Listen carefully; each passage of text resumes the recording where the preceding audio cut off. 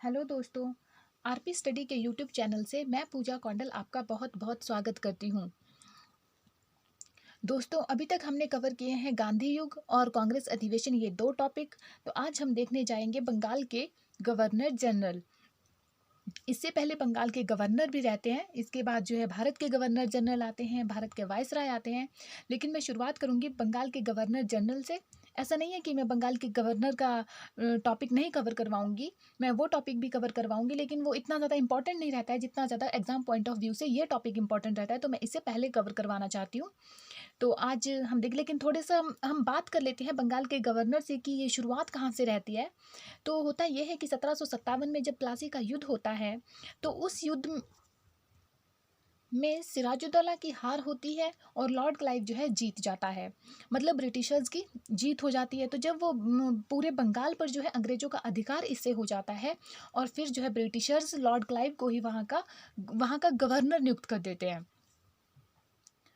आगे चलकर ये बंगाल का गवर्नर का जो पद रहता है, ये बंगाल के गवर्नर जनरल में कन्वर्ट हो जाता है। पहले गवर्नर जनरल आते हैं वॉरेन हेस्टिंग्स, 1773 में आते हैं, 1785 तक रहते हैं।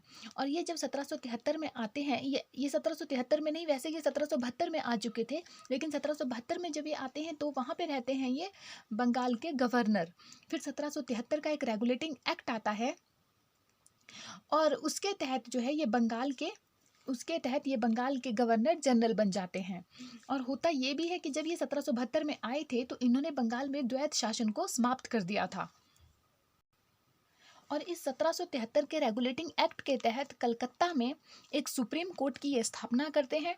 सुप्रीम कोर्ट की स्थापना करने के बाद वहाँ पे जो मुख्य न्यायाधीश रहती हैं, इलिजा इम्पे वहाँ पे मुख्य न्यायाधीश होती हैं, और इसके साथ जो है 3 अन्य न्यायाधीश वहाँ पे नियुक्त किए जाते हैं, चैम्बर्स, लिमेस्टर और हाइट। तो इनके नाम भी ध्यान देने हैं। और इसीलिए भारत में इन्हें न्याय व्यवस्था का जन्मदाता कहा जाता है, वॉरेन हेस्टिंग को। फिर होता क्या है कि इसी के काम के, मतलब इसी के समय के हम कुछ काम देख लेते हैं। 1774 का जो रोहिला युद्ध है वो इसी के टाइम में हुआ है। 1775 से 82 तक का जो फर्स्ट मराठा युद्ध है जो कि 1782 में सालाबाई की संधि से समाप्त होता है, ये भी इसी के समय में है। और 1780 से 84 के बीच में जो है सेकंड मैसूर युद्ध होता है। इस सेकंड मैसूर युद्ध में जो है मंगलौर की संधि होती है, और टीपू सुल्तान के पिताजी हैदर अली, उनकी मृत्यु हो जाती है।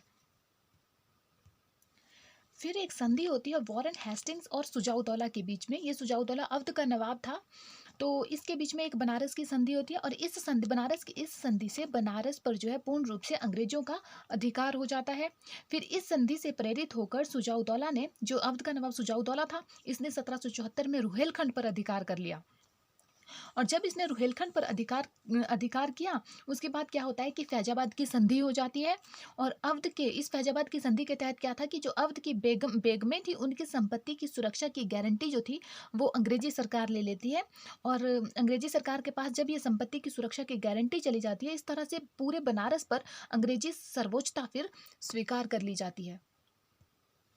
वॉरेन हेस्टिंग के टाइम की ही बात करें तो इसी के टाइम में एशियाटिक सोसाइटी ऑफ बंगाल की स्थापना होती है 1784 में।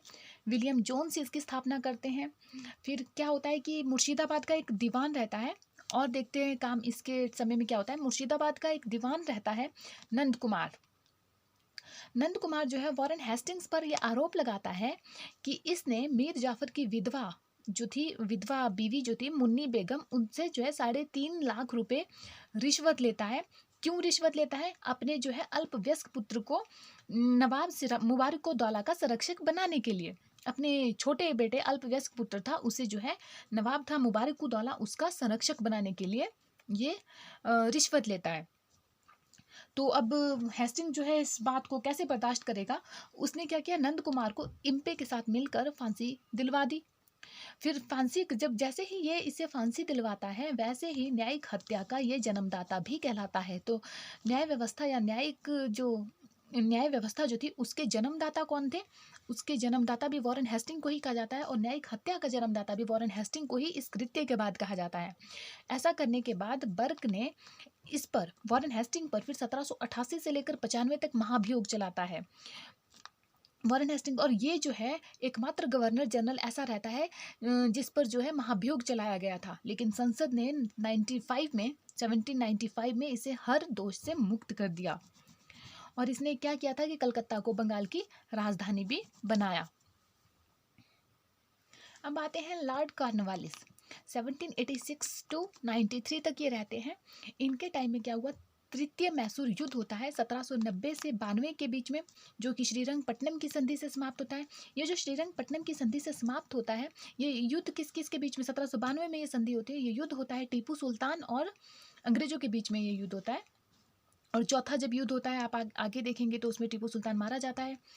तो हम देखेंगे स्थाई बंदोबस्त लाया, इन्हीं के टाइम में स्थाई बंदोबस्त ये लेकर आते हैं। 1793 में जाने के टाइम में ये स्थाई बंदोबस्त लेके आते हैं बंगाल और बिहार के लिए। इसके तहत क्या होता है कि जमींदार जो है, ये कहा जाता है कि जमींदार जो है 10/11 भाग जो है वो कंपनी को देंगे और 1/11 भाग जो है स्वयं रखेंगे। और इन्होंने क्या किया कि प्रांतीय न्यायालय इन्होंने बनाए। कलकत्ता के लिए तो खैर बन ही चुका था, ढाका, पटना, मुर्शिदाबाद में इन्होंने प्रांतीय न्यायालय की स्थापना भी की। 1789 में इन्होंने दास व्यापार पर रोक लगाई। इन्हें सिविल सेवा का जन्मदाता भी कहा जाता है।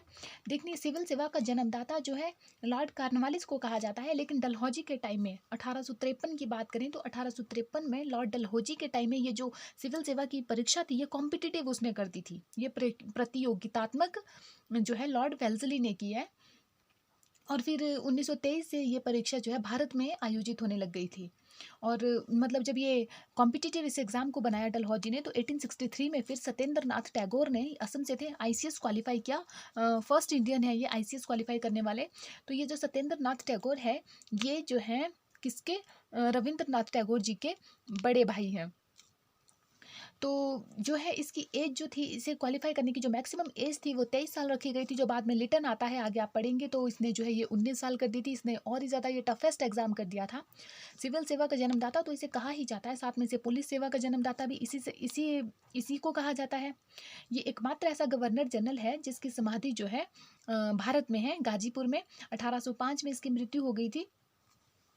और हाँ, इसने मृत्यु से पहले 1793 में जाने के टाइम में एक कार्नवालिस संहिता इसने लाई, या कार्नवालिस कोड भी इसे कहा जाता है, जिसके तहत कि पृथ्वीकरण के सिद्धांत से राजस्व विभाग, मतलब जिसे कर वगैरह को न्याय प्रशासन से अलग रखा जाएगा, ऐसा इस संहिता में कहा गया था। तो काफ़ी अच्छे काम किए इसने। इसके बाद हम देखते हैं सर जॉन शोर। 1793 से 1798 तक ये आता है। 1793 का चार्टर अधिनियम इसके टाइम में पारित हुआ। इसके तहत जो है अहस्तक्षेप की नीति लाई गई। अहस्तक्षेप की नीति लाई जो है मैसूर के प्रति इसने अहस्तक्षेप की नीति लाई, कि मतलब इसमें क्या था कि राज्यों में, मतलब है कि राज्यों में अब हस्तक्षेप नहीं किया जाएगा। तो इसके तहत जमींदारों को भूमि का वास्तविक स्वामी मान लिया गया, किसानों को नहीं, जमींदारों को भूमि का वास्तविक स्वामी माना गया। संस्कृत विद्यालय को महाविद्यालय बना दिया गया। निजाम और मराठों के बीच में जो खरदा की लड़ाई हुई है 1795 में, वो भी इसी के समय में हुई है। अवध के उत्तराधिकार विवाद में हस्तक्षेप, और सबसे बड़ी बात, इलाहाबाद का कंपनी के साम्राज्य में विलय कर दिया गया सर जॉन शोर के समय में। आगे हम देखेंगे लॉर्ड वेल्जली को। आगे हम देखते हैं लॉर्ड वेल्जली 1798 से 1805 तक ये आता है। तो इसने आते ही 1798 में क्या किया कि सहायक संधि की एक नीति ला दी। और इस सहायक संधि की नीति के में क्या था कि राज्यों के विदेशिक मामलों में जो है अंग्रेज हस्तक्षेप करेंगे, वो मामले जो है अंग्रेजों के अधीन रहेंगे, लेकिन आंतरिक मामलों में अंग्रेज हस्तक्षेप नहीं करेंगे। इस सहायक संधि के तहत सबसे पहले जो शुरुआत होती है वो हैदराबाद से होती है। सबसे पहले हैदराबाद को सहायक संधि जो स्वीकार की थी, वो हैदराबाद ने सबसे पहले स्वीकार की थी 1798 में। मैसूर ने 1799 में, तंजौर ने फिर भी 1799 में ही की। अवध ने 1801 में, पेशवा ने 1802 में। उसके बाद जो है राजस्थान के क्षेत्र भी इसमें शामिल कर होते हैं, भोंसले इसमें शामिल होते हैं। तो इस तरह से सहायक संधि में ये सारे राज्य जो है सहायक संधि को स्वीकार कर लेते हैं। और चतुर्थ जो मैसूर युद्ध होता है 1799 में, जो चौथा मैसूर युद्ध होता है, वो इसके टाइम में होता है। और इससे क्या होता है, इस युद्ध में क्या होता है, टीपू सुल्तान जो है मारा जाता है। और सहायक संधि की शुरुआत फिर यहाँ पे फिर सहायक संधि की शुरुआत होती है। और कह सकते हैं कि वाडियार वंश, या मतलब टीपू सुल्तान के मरने के बाद यहाँ पे जो है वाडियार वंश, या कई बुक्स में आडियार भी लिखा है, आडियार वंश की यहाँ पे स्थापना हो जाती है। सेकंड जो मराठा युद्ध है 1803 से 1805 के टाइम में, वो भी यहीं पे होता है। बसीन की संधि होती है यहाँ पे 1802 में। और हाँ, इसने एक आईसीएस प्रशिक्षण के लिए इसने क्या किया, 1800 ईस्वी में फोर्ट विलियम कॉलेज जो है कोलकाता में, कोलकाता में इस कॉलेज की स्थापना की, फोर्ट विलियम कॉलेज की स्थापना की, और इसने इतना सारा काम किया इसलिए इसे बंगाल का शेर भी कहते हैं। इसने सहायक संधि से इतने सारे जो है राज्यों को जो अपने में मिला लिया, अंग्रेजी साम्राज्य में मिला लिया, इसीलिए इसे बंगाल का शेर की उपाधि दी गई है। उसके बाद देखते हैं, बात करते हैं हम सर जॉर्ज बर्लो की। सर जॉर्ज बर्लो आते हैं 1805 में, 1807 तक ये रहते हैं। ये क्या करते हैं कि इस इनके समय में होलकर और अंग्रेजों के बीच में राजपुरा घाट की संधि हो जाती है। ये सब जो है सहायक संधि का ही नतीजा रहता है। राजपुर घाट की संधि हो जाती है। वेल्लोर का सिपाही विद्रोह 1806 में इसी के समय में हुआ। ये सब आगे हम जब 1857 की क्रांति के बारे में पढ़ेंगे, वहाँ पे हम डिटेल में देखेंगे वेल्लोर का सिपाही विद्रोह ये क्यों होता है, कैसे होता है, तो ये सब वहाँ डिस्कस हो जाएगा। आगे देखते हैं, रियासतों के प्रति अहस्तक्षेप की नीति जो आती है, रियासतों के प्रति जो अहस्तक्षेप की नीति लाता है ये सर जॉर्ज बर्लो की। रियासतों में जो है हस्तक्षेप, उनके आंतरिक मामलों में अब अंग्रेज हस्तक्षेप नहीं करेंगे, ये सारी लाता है सर जॉर्ज बर्लो। आगे देखते हैं, लॉर्ड मिंटो फर्स्ट 1807 से 1813 तक आता है। अमृतसर की संधि इसके समय में होती है। अमृतसर की संधि अंग्रेजों के बीच में और महाराजा रणजीत सिंह, पंजाब के राजा है महाराजा रणजीत सिंह, इनके बीच में अमृतसर की संधि होती है। इस संधि पर जो है साइन करते हैं अंग्रेजों की साइड से, साइन कौन करते हैं, चार्ल्स मेटकॉफ इस पे संधि पे साइन करते हैं। 1813 में एक चार्टर एक्ट इन्हीं के टाइम में पारित होता है, 1813 तक ये रहते हैं। चार्टर एक्ट आता है। इस चार्टर एक्ट के तहत क्या होता है कि कंपनी का भारतीय व्यापार पर एकाधिकार जो है समाप्त हो जाता है। तो आज के लिए इतना ही है। आगे देखेंगे हम कि लॉर्ड हेस्टिंग्स जो हैं वो आते हैं, लॉर्ड एडम्स आते हैं, लॉर्ड एमहर्स्ट आते हैं, उसके बाद लॉर्ड विलियम बेंटिक आते हैं। ये फिर भारत के प्रथम गवर्नर जनरल हो जाएंगे। तो यहाँ तक, इससे थोड़ा हम और करेंगे तो वीडियो थोड़ी लंबी हो जाएगी, इसीलिए आज हम इतना ही करेंगे। नेक्स्ट पार्ट में हम देखेंगे। तो अगर आपको ये वीडियो अच्छी लगी हो तो प्लीज़ इसे लाइक कीजिए, शेयर कीजिए एंड सब्सक्राइब कीजिए। Thank you so much.